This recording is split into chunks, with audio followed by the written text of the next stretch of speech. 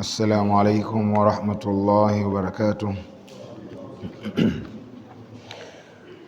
الحمد لله وحده صدق وعده نصر عبده أعز جنده وهزم الأحزاب وحده وكذب الشيطان وحده. أشهد أن لا إله إلا الله وحده لا شريك له إلها واحدا وربا شاهدا ونحن له مسلمون. وأشهد أن سيدنا وحبيبنا وعظيمنا ومصطفانا وقدوتنا محمدا عبده ورسوله صلوات الله وسلامه عليه وعلى آله وأصحابه وسلم تسليما كثيرا إلى يوم الدين. اللهم صل وسلم على سيدنا محمد صلاة تخرجنا بها من ظلمات الوهم وتكرمنا بنور الفهم وتوضح لنا ما أشكال حتى يفهم إنك تعلم ولا نعلم وأنت يا إلهي علام الغيب. سبحانك لا علم لنا إلا ما علمتنا إنك أنت العليم الحكيم. رب اشرح لي صدري ويسر لي أمري واحلل عقدة من لساني يفقه قولي. وبعد. Tuko katika Ramadhani ya tatu na siku zinaondoka kwa kadiri ambavyo zinaondoka, na sisi pia tuzione kuwa zinaondoka ili tuwe na pupa katika kuziwahi zile ambazo Allah atatudirikisha kuzipata kwa kuzitumia, kuzifanyia kazi, ili tusije tukaachwa nyuma na muda na kisha ikawa malengo na madhumuni ambayo Mwenyezi Mungu katuwekea ndani ya Ramadhani tusiweze kuyafikia. Kwa hiyo katika darasa yetu, ikiwa leo ni siku ya tatu ndani ya suratu Yusuf, tukimsikiliza Allah subhanahu wa ta'ala anayetufundisha na kutuhabarisha mambo ndani yake kuna ujumbe mzito na si simulizi tu kwamba ziwe simulizi na kubakia watu kufurahi au pa kuhuzunika wakahuzunika, bali ni mafunzo ya kuyaishi katika maisha yetu ya kila siku. Jana katika somo letu tulimuona mtume wa Mwenyezi Mungu Yusuf alayhi salam, baada ya mashauri yaliyokubalika na wengi katika ndugu zake au wote ya kumtumbukiza kisimani, wakamtumbukiza kisimani. Mwenyezi Mungu kwa fadhila zake akaupitisha msafara ambao ulikuwa unatokea Madiana, ukapita njia ile, na tunaambiwa katika riwaya kwamba ulipotea ule, walikuwa wanaelekea Misri, lakini Allah akawapitisha kule kwa fadhila zake na rehema zake ili wakamuokoe mja mwema. Kwa hiyo wakampeleka mtu wao kwenda kuteka maji. Mtekaji maji wao akafika, alivyokuwa anaivuta ile ndoo ikaonekana kuwa nzito. Ndoo ikaonekana kuwa nzito kiasi kwamba akashtuka kwamba yale hayatakuwa maji tu. Alipovuta, faraa jamala ghulami, akaona uzuri wa kijana ambaye alikuwemo mule kwenye kisima, naye likamtoka neno la kufurahia alichokutana nacho. Akasemaje?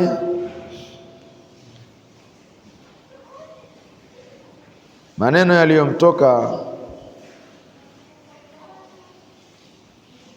anasema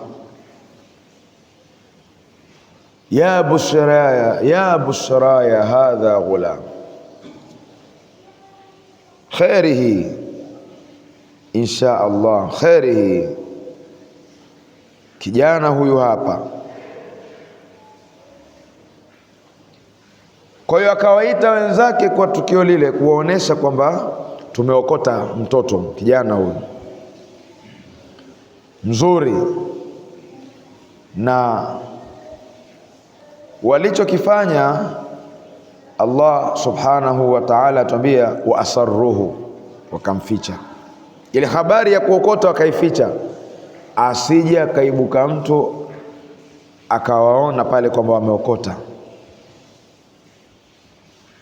Wana sababu zao, yawezekana ili wasije wakapata mwingine ambaye atadai ni wa kwake, lakini vile vile wana sababu zao kadhaa, tuseme hivyo. Kwa hiyo wakamficha, wakaficha ile habari ya kwamba wameokota, lakini sikuficha tu, bidhaa ya kwenda kumfanya bidhaa, yaani biashara, kumuuza. Kwa hiyo tunaondokeana pale katika aya tuliyomalizia ya 19 jana, ya kwamba walichokipata pale, akili zao, fikra zao ziliwapeleka kwamba sasa tushapata bidhaa ya kuuza, tukapata pesa, yakaishia hapo. Hawajui walichokipata kina thamani kiasi gani. A'udhu billahi minash shaitani rrajim. Bismillahir rahmanir rahim. Allah subhanahu wa ta'ala anasema washarauhu bithamanin bakhs, wakamuuza. Na hawa walikuwa wanaelekea Misri, kwa hiyo bidhaa ile au mtoto yule wakaenda kumuuza kule walikokuwa wanakwenda Misri. Washarauhu, wakamuuza bithamanin bakhs, kwa thamani duni. Bila shaka ilikuwa biashara ya kuuza watu, ipo watumwa, wafanyakazi, watumishi. Lakini huyu Nabiyullah Yusuf walimuuza kwa thamani iliyokuwa duni, darahima ma'duda, pesa chache mno. Darahima ma'duda, pesa chache, yani pesa kidogo. Wakanu fihi minaz zahidin, nao hawakuwa ni wenye kumuhitaji. Yani wakanu fihi minaz zahidin, wakawa si wenye kumuhitaji yule Yusuf, hawakuwa na haja naye. Waliona tu mzigo tuuze basi, hawakuwa na haja naye, wala hawakumwekea matumaini yoyote kwamba huyu labda anaweza kutufaa, au ngoja tumtumie hivi au tukafanya hivi. Kubwa alichokiona wao ni kumuuza Nabiyullahi Yusuf. Wakanu fihi minaz zahidin, na hawakuwa na haja naye. Lugha fupi sema hawakuwa na haja naye yule kijana.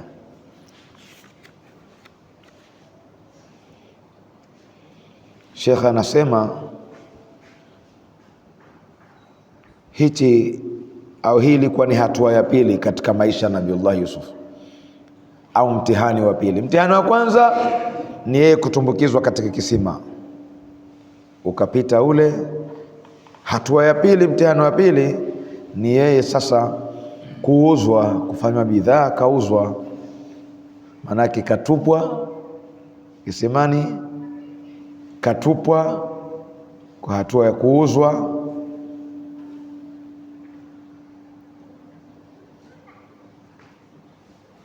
Hiyo ikawa ni hatua ya pili.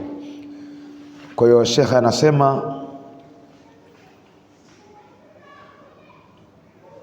hatua ya pili ni hii ya istirqaq, kufanywa mtumwa, kuuzwa. Aibaahu ulaika almaratu alladhi istakhrajuhu min albi'r bithamanin qalilin manqusun. Kwa hiyo wakamuuza wale wapita njia waliokuwa safarini, waliomtoa kisimani kwa thamani ndogo ya pungufu mno. Huwa 20 dirhama, ilikuwa ni dirham 20. Walimuuza kwa dirhamu 20. Kwa wakati huo pia ilikuwa ni thamani ndogo sana kuuzwa mtu. Ibn Abbas anasema waliogopa walihofia asije akawa ni mtumwa aliyetoroka kumkimbia bwana wake, ndio maana wakafanya chapu wamuuze, wamtoe mikononi mwao. Walihofia kwamba huyu pengine kashakimbia huko, kajificha ficha, katumbukia humu, au kimetokea cha kutokea, kaingia kisimani. Sisi tukimchukua hapa, anaweza akaja mtu akadai huyu bwana mtumwa wangu kanikimbia. Kwa hiyo pia walihofia lisije likatokea hilo, wakaharakisha kumuuza. Anasema walidhalika, kwa sababu ya hiyo hofu, ba'uhu biabkhasil athmani, wakamuuza kwa thamani duni mno, kiwango cha chini kabisa cha pesa ambacho chasemwa kwamba ilikuwa ni dirham 20. Basi baada ya kumuuza, waqala alladhi ishtarahu min Misri limraatihi akrimi mathwaya. Waqala, akasema sasa, alladhi, yule mtu ambaye, ishtarahu, aliyemnunua, min Misri, kutoka Misri kule, limraatihi, kumwambia mke wake.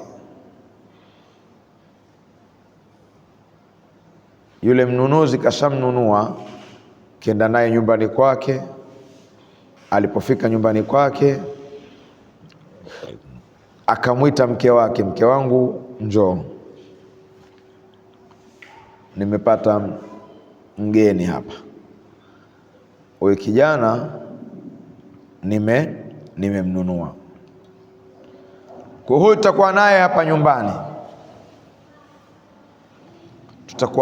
nyumbani,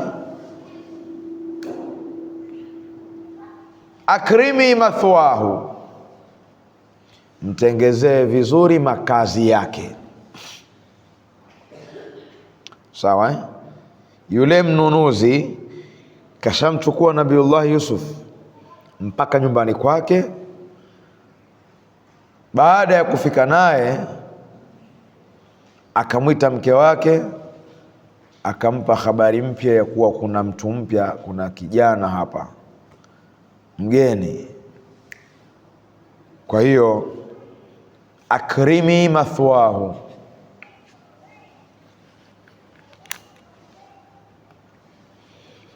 akrimi mathwahu, yatengeneze vizuri makazi yake, mpe takrima, mpe ikram.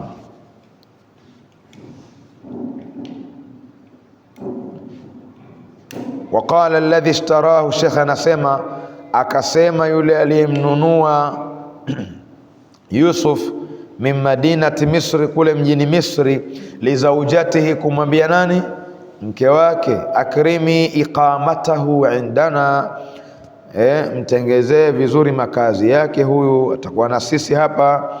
Ibn Abbas anasema, tukisema Ibn Abbas tukimtajarisha katika tafsiri, huyu ndiye bingwa wa tafsiri ya Qur'ani namba 1 katika masahaba, katika watu waliotegemewa kuitafsiri Qur'an hata wakati wa zama za Mtume sallallahu alaihi wasallam. Anasema, alisema kumwambia mke wake Ibn Abbas, kana ismu alladhi ishtarahu Qatfir, jina lake yule mnunuzi aliyemnunua Yusuf akiitwa Qatfir, wa huwa al-aziz, alikuwa ni waziri, alladhi kana ala khazaini Misr, ambaye alikuwa katika khazina ya Misri, pale Misri katika khazina mambo ya fedha. Huyo alikuwa Qatfir akiitwa, ndio mnunuzi aliyemnunua Nabii Yusuf. Kwa hiyo qala alladhi ishtarahu min Misri, akasema yule aliyemnunua Yusuf Misri, limraatihi, kumwambia mkewe, akrimi mathwahu, yatengeneze makazi yake huyu kijana, asa an yanfa'ana, huenda akatufaa sisi, asa an yanfa'ana, huenda akatufaa sisi, au natakhidhahu walada, au tukamfanya kuwa mtoto wetu. Asa an yakfiyana ba'd almuhimmat, asema huyu huenda akatufaa kwenye kazi zetu, kumtumatuma hapa na pale, tutunufaisha, huyo tusaidia hapa nyumbani, au tuweza tukamfanya mtoto wetu, kwa sababu yasemwa au yasemekana kwamba hawa hawakupata mtoto, walikuwa hawana mtoto, hawajazaa.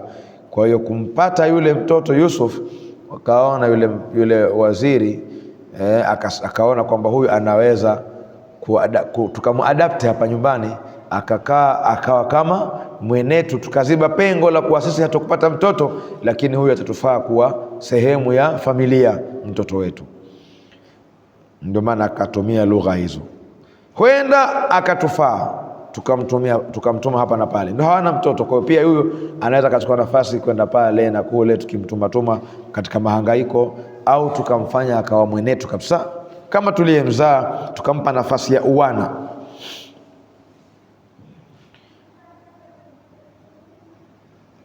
Wakadhalika, na ndivyo hivyo, makanna li Yusufa fil ardh, tulivyomtulizanisha Yusuf katika ardhi. Wakadhalika, ndivyo hivyo, makanna li Yusufa fil ardhi, tulivyomtulizanisha Yusuf katika ardhi. Allah kamtoa katika misukosuko, lakini akamleta mahala kuja kufanya nini? Kupata utulivu, mahala pa kukaa, akampa sakina, akampa makazi, utulivu. Yani Allah anasema wakadhalika, maana wakama najainahu min aljubbi, kama tulivyomuokoa kutoka katika kisima, jaalnahu mutamakkinan fi ardi Misr, tukamfanya mwenye kupata utulivu, akatulizana katika ardhi ya Misri, yaishu fiha, akapata kuishi pale, biizzin wa amanin, kwa nguvu, kwa utulivu, kwa utukufu na kwa amani, akapata utulivu pale, maana kafanywa sehemu ya familia. Hayo ndio mapito yake Mwenyezi Mungu kumpitisha mja wake mwema. Walinuallimahu, na tukapata kumfundisha, min ta'wilil ahadith, miongoni mwa tafsiri za ndoto.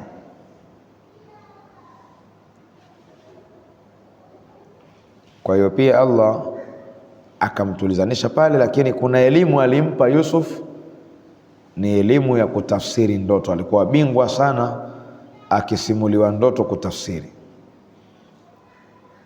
na hata kule tuliona alipoota udogoni kule, yani kule nyumbani kwao, jambo la kwanza alimsimulia baba yake, hakudharau, kuonesha tayari alikuwa kuna hisia za kuamini na kutambua nafasi ya ndoto, naye Allah kaja kumpa elimu ya kutafsiri ndoto. Wallahu, na Mwenyezi Mungu, ghalibun ala amrihi, ni mshindi kwa jambo lake. Allah akitaka jambo lake, innahu ghalibun, mshindi. Wallahu, na Mwenyezi Mungu, ghalibun ala amrihi, ni mshindi katika jambo lake. Kwa maana gani? La yu'jizuhu ta'ala shay'un, hakimshindi Mungu chochote. Akiamua jambo lake liwe litakuwa na hakutatokea kikwazo cha kupangua mpango wake, kama ambavyo sisi hutokea vikwazo mipango yetu ikapanguka. Wallahu ghalibun ala amrihi, Mwenyezi Mungu ni mshindi juu ya jambo lake. Walakinna akthara nnasi la ya'lamun, lakini watu wengi hawajui.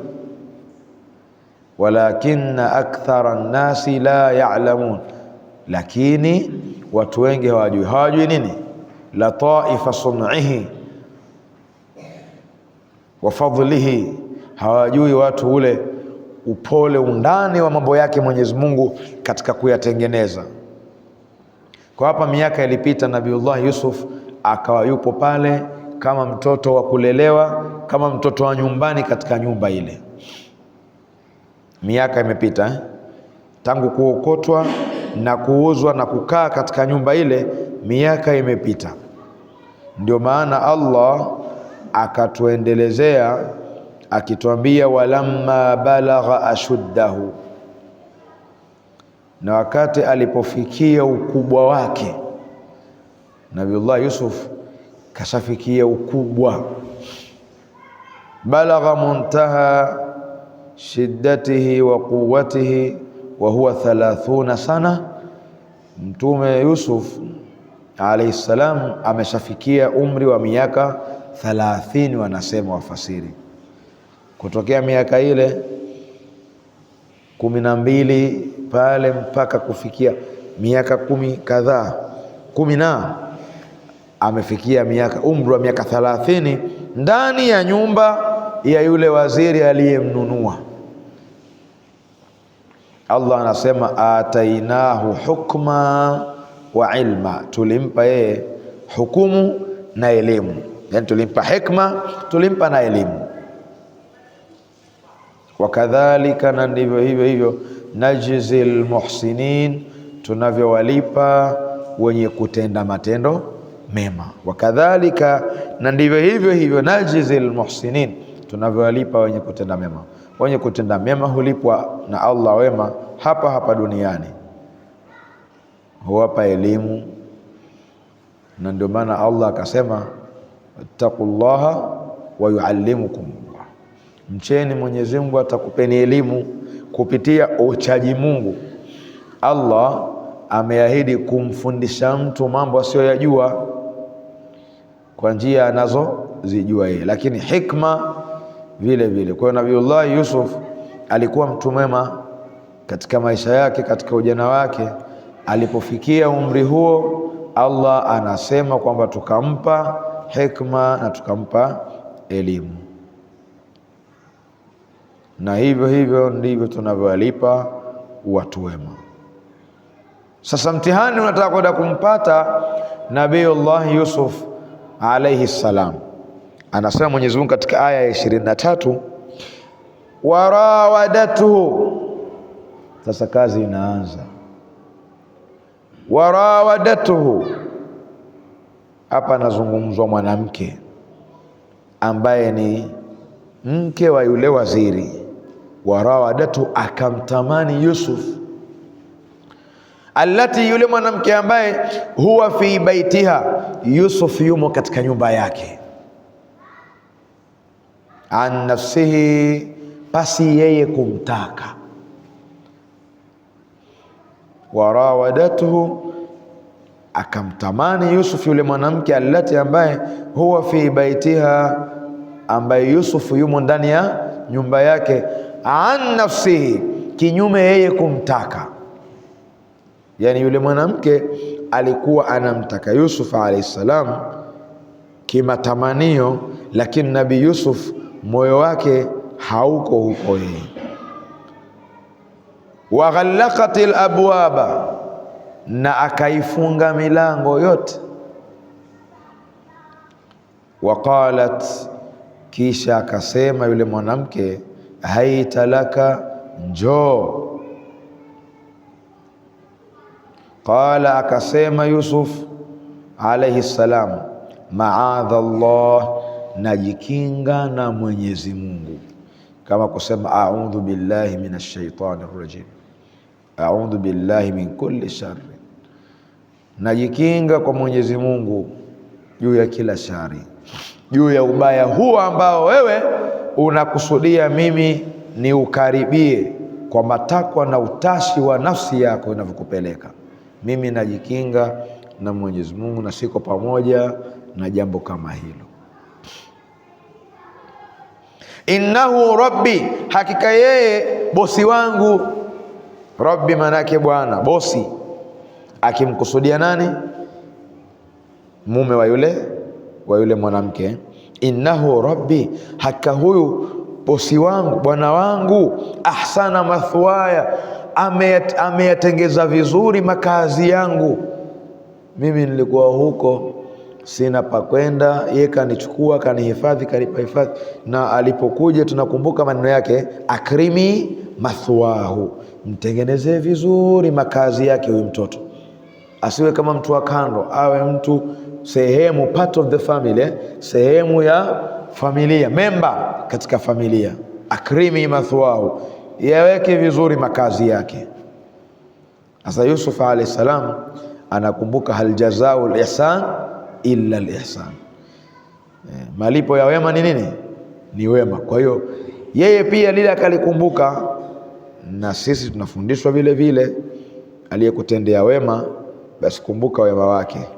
Innahu rabbi, haka huyu ni bwana wangu, huyu bwana wangu, ahsana mathwaya, ameyatengeza vizuri makazi yangu hapa. Mimi naishi, chakula nakula humu, nguo yeye ndiye anayenihudumia kwa nguo, kila kitu changu kiko chini yake yeye. Halafu leo nije kumgeuka kwa utashi wa nafsi yako kukushawishi mimi nimtendee ubaya kwako, kwa mke wake.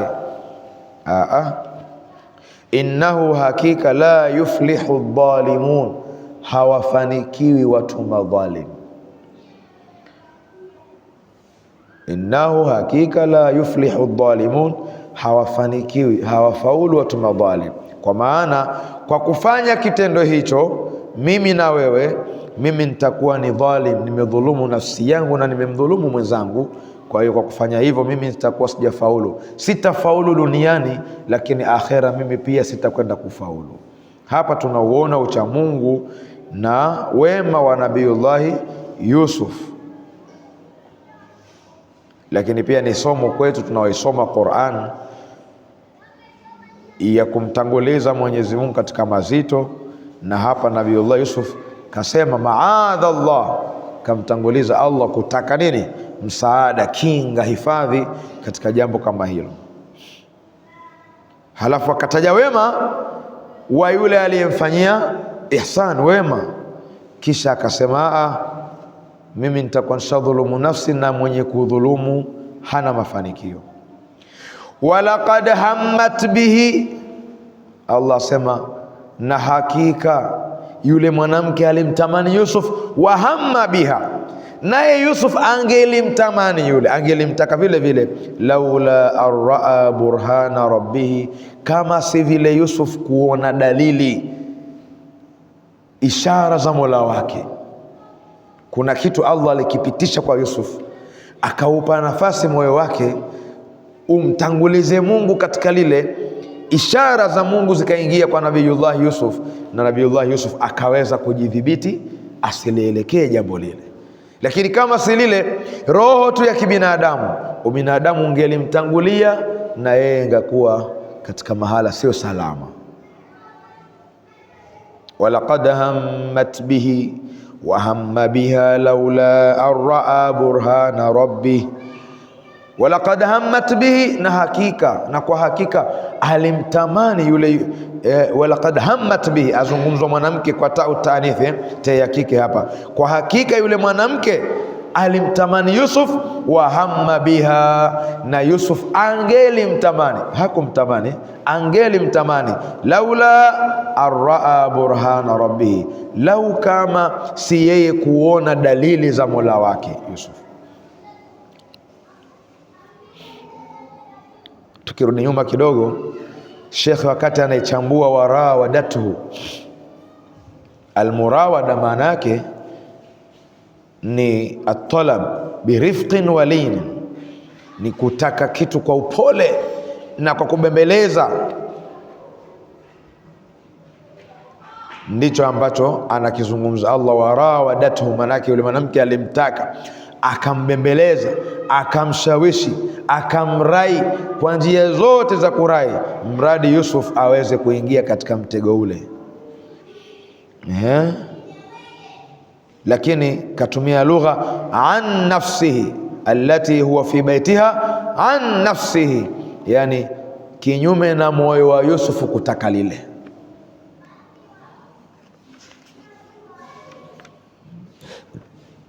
Huu ukawa mtihani wa tatu. Wa kwanza kutiwa kisimani, wa pili kufanywa mtumwa, kuuzwa. Wa tatu mtihani wa kukabiliana na changamoto ya matakwa ya mwanamke aliyemsahau Mwenyezi Mungu mbele ya kijana mcha Mungu.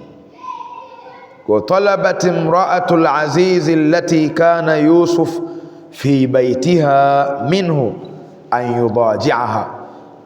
Yule mwanamke, mke wa waziri, anamtaka Yusuf ambaye yupo katika nyumba yake kwa ajili ya kuelekea katika uchafu, katika maovu.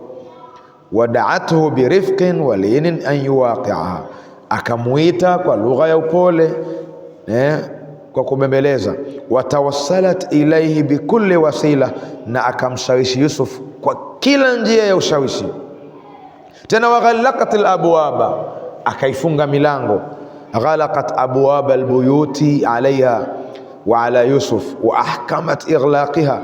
Qala al-Qurtubi kanat sab'ata abwab ghallaqatha thumma da'atuhu ila nafsiha. Imam Qurtubi anasema hii milango ilikuwa milango 7 ya ile kasri, ile jumba, na yule mwanamke alihakikisha milango yote ameikomea, kifunga yote.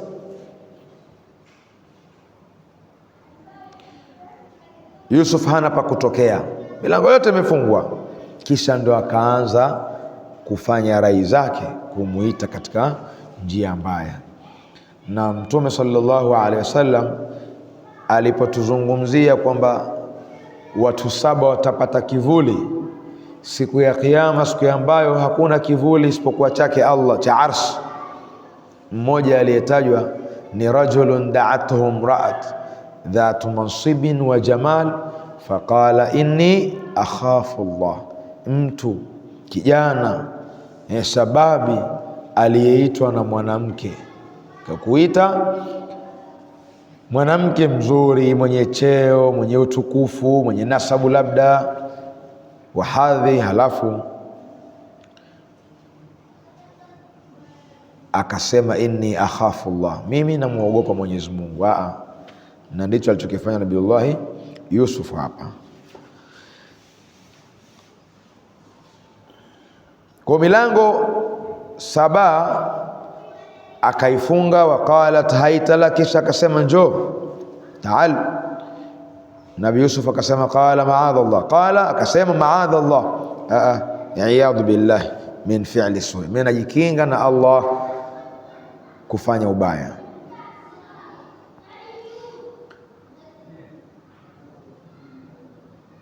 Innahu rabbi, hakika huyu bwana wangu, bosi wangu, ahsana mathwaya, ameyafanya vizuri, katengeneza vizuri makazi yangu. Yani zawjuk, inna zawjaka, haka mumeo, mume wako, huwa sayyidil aziz, ndiye bosi wangu mimi mtukufu. Hawalat iqa'ahu fi sharakiha wa tawassalat ilayhi bikulli wasaili al-ighra'i walaula anna Allah jalla wa ala hafidhahu min kaidiha la halaka. Lau kama si Mungu na rehema zake kumhifadhi mtume wake, akamtia nguvu katika hilo kulisimamia asiliendee, basi angelipotea, lakini kwa sababu ya nafasi yake Allah akamhifadhi. Naam, walaqad hammat bihi, hakika alimtamani yule mwanamke Yusuf, wa hamma biha, na yeye angelimtamani vile vile, laula arraa burhana rabbihi, lau kama si vile kuona dalili za Mola wake. kadhalika linasrifa anhu su, ndio kadhalika ndivyo hivyo linasrifa anhu su, ili tupate kumwepusha yeye na uovu. Kafanya hivyo Mwenyezi Mungu kumuonesha dalili, kumpitishia, akampa nguvu kuliepuka lile, ili Mwenyezi Mungu apate kumkinga mtume wake huyu na uovu.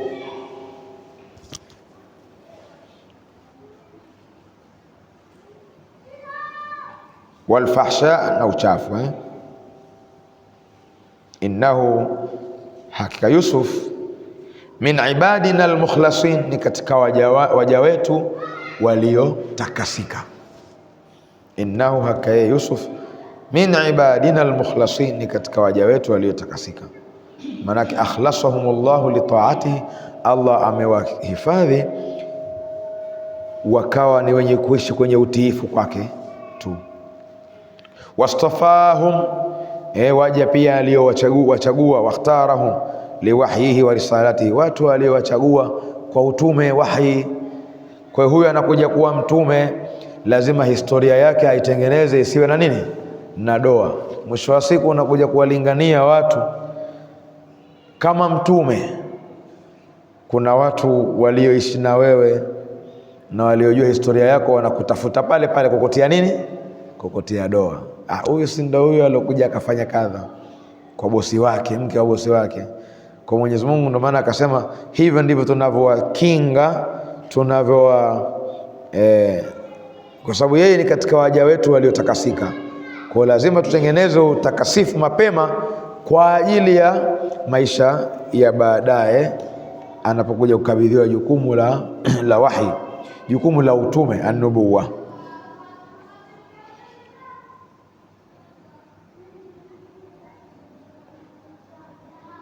Wastabaqa albab,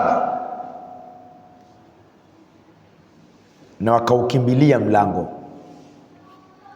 Katika tukio la kumrai, wote wawili kwa pamoja wakawa ni wenye kukimbilia kuelekea wapi? Kuelekea mlangoni. Wastabaqa albab, na wakaukimbilia mlango. Tasabaqa, manake huyu mmoja huwa yeye Yusuf alayhi salam lilharbi, yeye yupo katika nini? Kukimbia. Wahia, na huyu mwanamke litalabi, yeye kwenye fani kutaka. Huyu anakimbia, huyu anataka.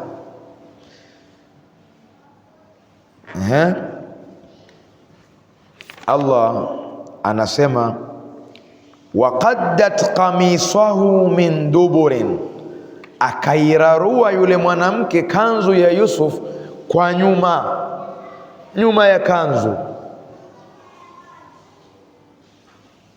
Kwa katika mbio za kukimbilia mlango Yusuf ili atoke akimbie, na huyo yuko nyuma ili amvute aje, ikawa nipata shika nguo chanika, na ikachanika kweli, nyuma ikachanika ile kanzu aliyokuwa kavaa Nabiyullah Yusuf alayhi salatu wassalam. Ndio maana Allah anasema waqaddat qamisahu min duburin, akairarua akaichana kanzu ya Yusuf min duburin, kwa nyuma. Aishaqqat thawbahu min khalf, maana yake akaichana ile kanzu kwa nyuma. Liannaha kanat talhiquhu fajadhabatu fashaqqat qamisahu, sababu yeye mwanamke alikuwa yeye anamvuta kumrudisha, ikabidi ikachanika ile kanzu. Wa alfa ya sayyidaha lada albab, wa alfa ya sayyidaha lada albab, wakamkuta bosi wake, bwana wake, mume wake yule mwanamke, lada albab, mbele ya mlango. Katika kupapatuana, kukimbia, anafungua mlango pap, mbele anakutana mtu wa kwanza ni nani? Zawju, mume wa yule mwanamke. Sasa nini kitatokea? Atajitetea Nabii Yusuf? Atasema kitu? Au huyu mwanamke ndo aseme? Na akisema atasema nini?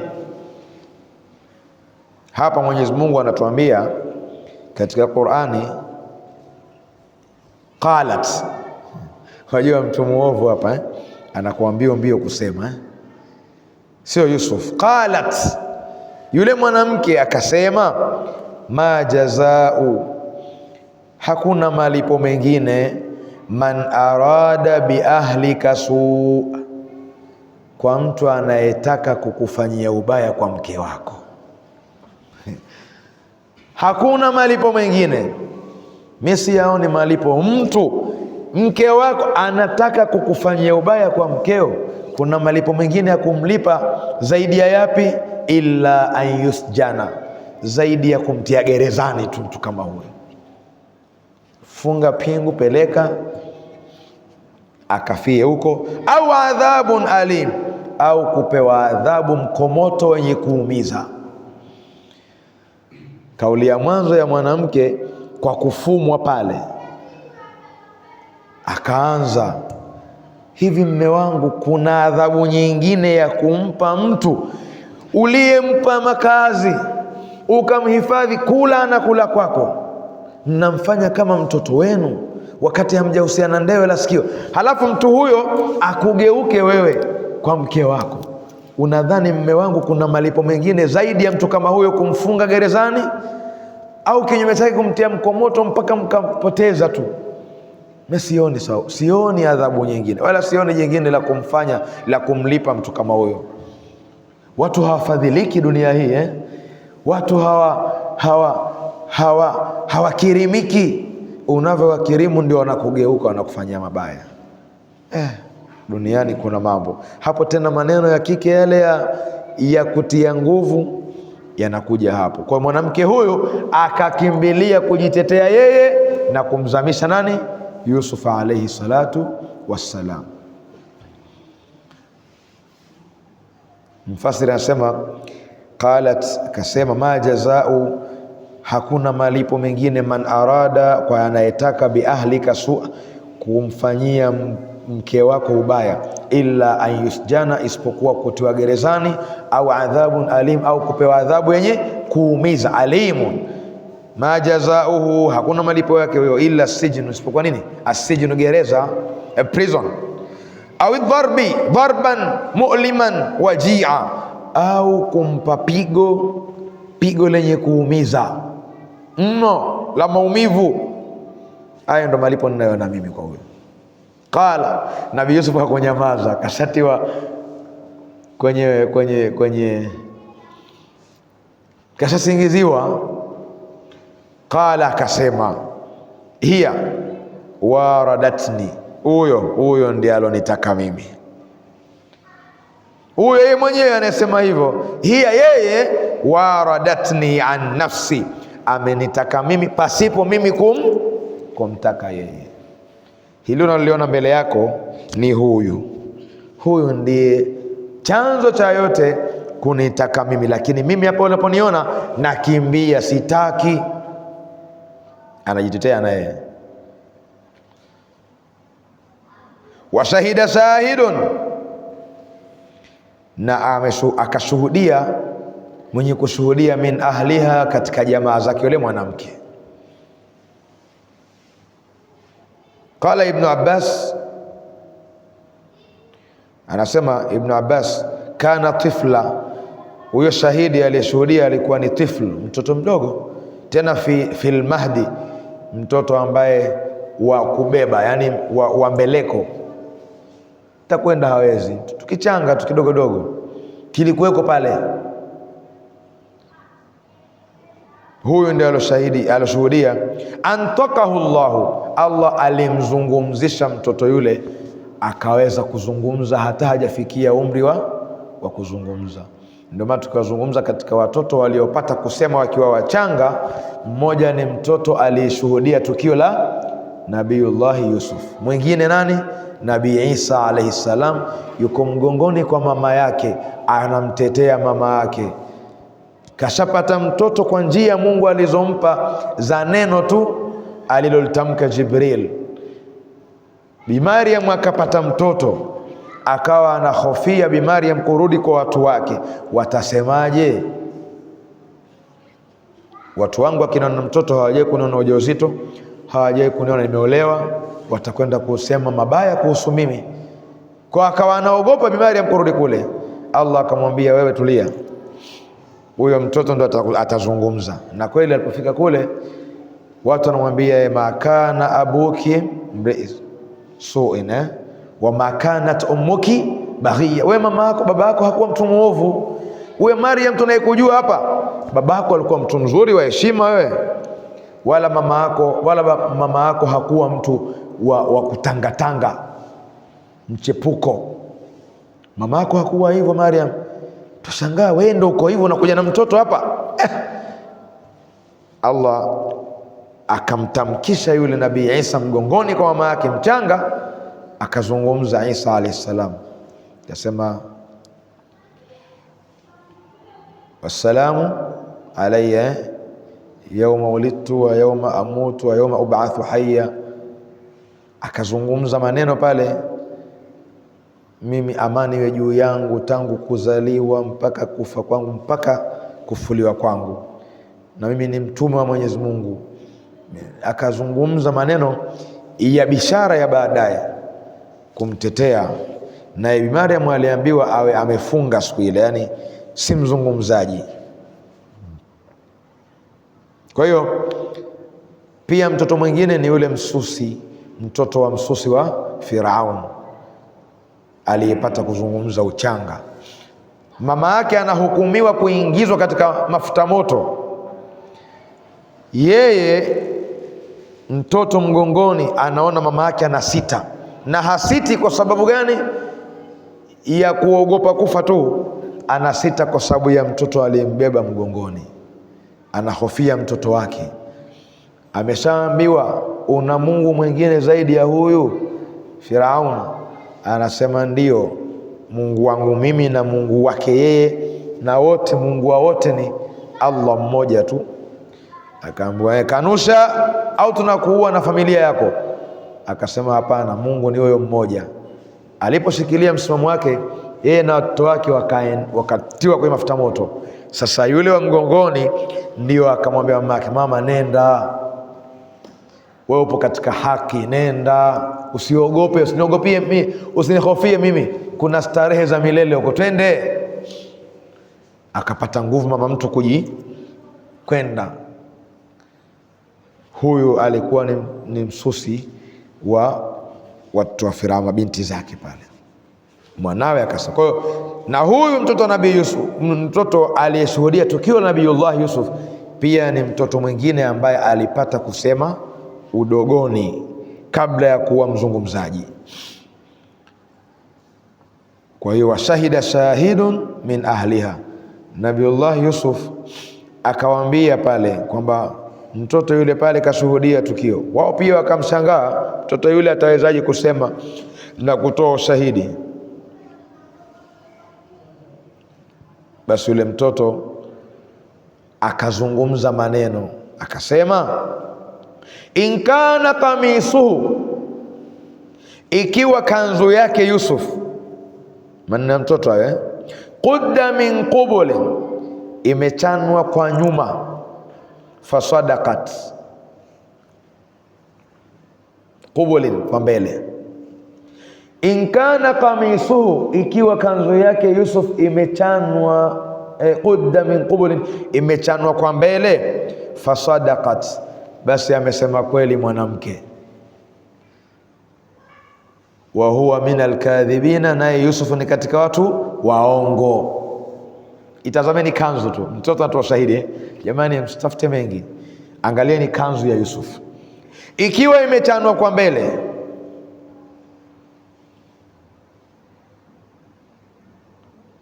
basi huyo mwanamke atakuwa mkweli. Yusuf kadanganya, itakuwa Yusuf anapapatua, anamtaka mwanamke hataki, kwa kanzu itachanika mbele, sababu atakuwa wameelekeana.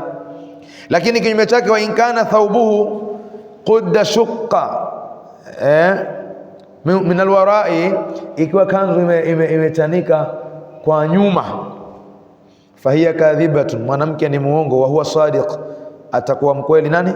Yusuf. Kwa nini? Kwa sababu atakuwa huyu Yusuf alikuwa anakimbia, huyu mwanamke anafanya nini? Anamvuta. Kwa hiyo anayekimbia akivutwa atavutwa kwa huku nyuma. Angalieni ushahidi vipi tukio limekuwa. Falamma raa qamisahu, pindi yule mume alipoona kanzu ya Yusuf, qudda min duburin, imechanwa kwa nyuma, akaitazama. Maneno ya mtoto yale akayafuata, akamtazama Yusuf akiangalia kanzu imeraruka nyuma, akasema maneno. Qala, akasema yule mume wa mwanamke, innahu min kaidikunna, hakika hivi ni katika vitimbi vyenu wanawake. Innahu min kaidikunna, hakika hivi ni katika vitimbi vyenu nyinyi wanawake. Inna kaidakunna adhim, hakika vitimbi vyenu ni vikubwa.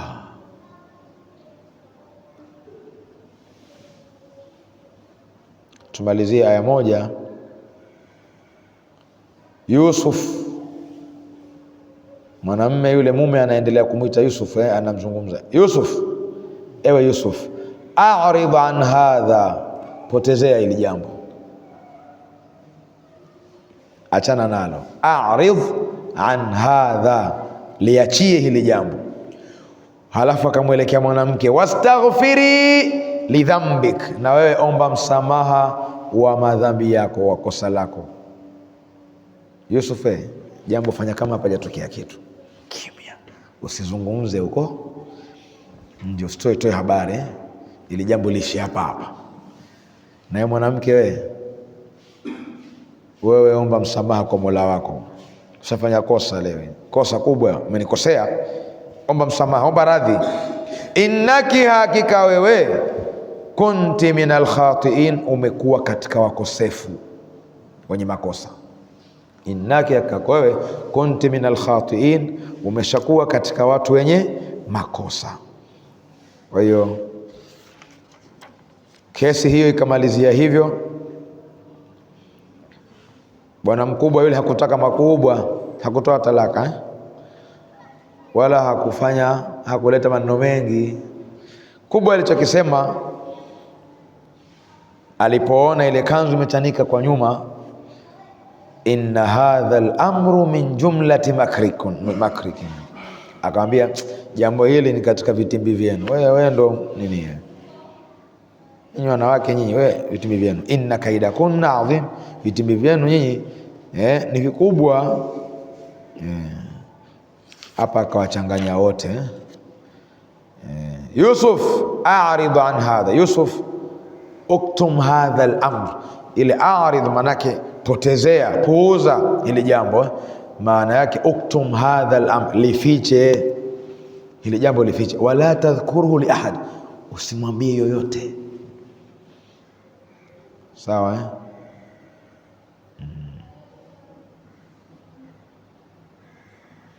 Hapa ndo unaiona sura halisi ya huyu mwanamume